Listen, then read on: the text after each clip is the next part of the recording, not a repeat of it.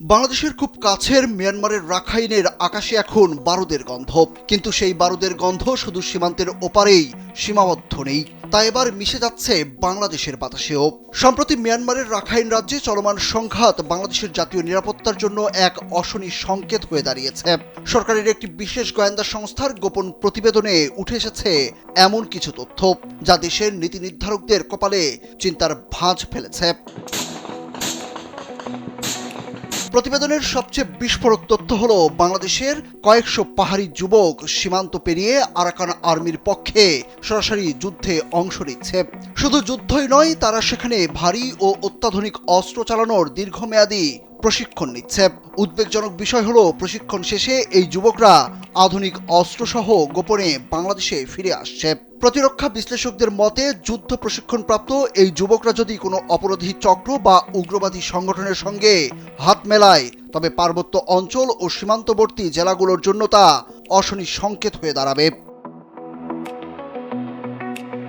এদিকে বাংলাদেশ সীমান্তে অবাধ বিচরণ করা আরাকান আর্মির হাতে এখন আরও বেশি আধুনিক অস্ত্র।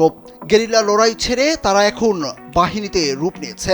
গত 6 জানুয়ারি তারা ড্রোনের মাধ্যমে মিয়ানমার সেনাবাহিনীর ওপর নিখুঁত বোমা হামলা করে।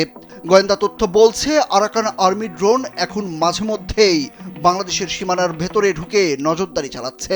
আকাশপথে এই নজরদারি মোকাবেলায় বাংলাদেশের সীমান্তে এখনও পর্যাপ্ত অ্যান্টি ড্রোন প্রযুক্তি নেই, যা নিরাপত্তা ব্যবস্থার এক বড় দুর্বলতা হিসাবে চিহ্নিত হয়েছে।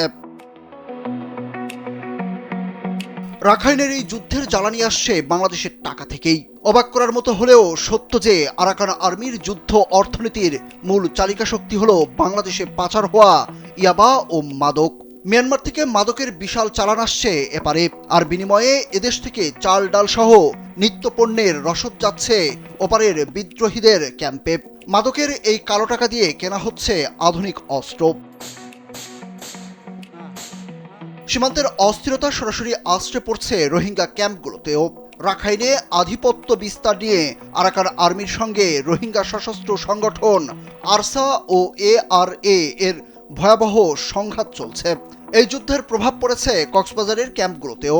গত কয়েকদিনে সেখানে দফায় দফায় গোলাগুলি, অন্তত 8টি সশস্ত্র সংঘর্ষ এবং 9 জন অপহৃত হওয়ার ঘটনা ঘটেছে।